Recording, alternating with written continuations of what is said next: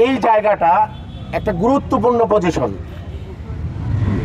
আমাদের বাংলাদেশ গণপ্রজাতন্ত্রী সরকারের প্রধান উপদেষ্টার বাসভবন পাশে, খুবই গুরুত্বপূর্ণ এবং এই অফিসগুলো খুবই গুরুত্বপূর্ণ একটা ভিআইপি প্লেস।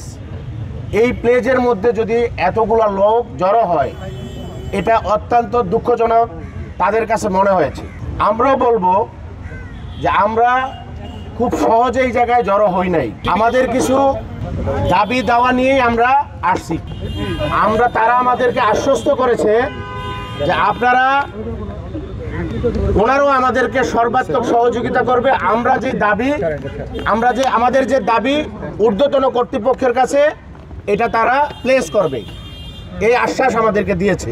আমরা আজকে যার অবস্থানে আমাদের ব্যবসা প্রতিষ্ঠানে আমরা আজকে গিয়ে ব্যবসা বাণিজ্য শুরু করব আজকের জন্য ইনশাল্লাহ। পরবর্তী নির্দেশ না দেওয়া পর্যন্ত আপনারা স্ব কাজে আমরা জয়েন করব। আমাদের যে ব্যবসা আছে, আমাদের প্রতিনিধি টিম বানাইছেন, আমরা এখানেই থাকব। আমরা কন্টিনিউ আপনাদের সাথে আমাদের যোগাযোগ হবে ইনশাল্লাহ। আমরা ভালো কিছু কথা পেয়েছি, এটা আপনাদেরকে আমরা পরে জানাবো। ভালো কিছুর অপেক্ষায় আমরা থাকবো। পিয়াস কোনো রাজনীতির সাথে জড়িত নাই। আজকের যে আমরা এই পরিস্থিতি, এই আমাদের ঊর্ধ্বতন কর্তৃপক্ষ কর্মকর্তারা ওনারা বলেছেন যে দেখেন, আপনারা একটা আন্দোলন করছেন ন্যায্য দাবি নিয়ে, কিন্তু যদি এখানে কোনো কুচক্রী মহল ঢোকে আপনাদের এই আন্দোলনকে বানচাল করতে চায়, তাহলে আপনারা ক্ষতিগ্রস্ত হবেন।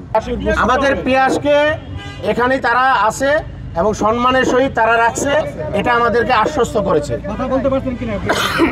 আমরা যদি প্রয়োজন, আমরা পিয়াসের সাথে আমরা মোটামুটি একেবারে 90% 100% শিওর পিয়াস এখানে আছে।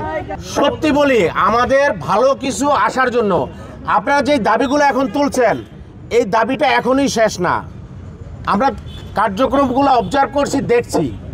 আমাদের যে কোনো সময় যে কোনো সিদ্ধান্ত আমরা দিতে পারবো। আজকে আমরা এখানে জড়ো হয়েছি, আমরা পরশুদিন পারবো না এরকম তো না। সময়ের প্রয়োজনে আমরা আবার এক জায়গায় হব ইনশাল্লাহ। যদি আমাদের প্রতি আস্থা থাকে, আপনারা ইনশাল্লাহ আজকের মতো এগুলো আমরা যার স্থানে আমরা চলে যাই।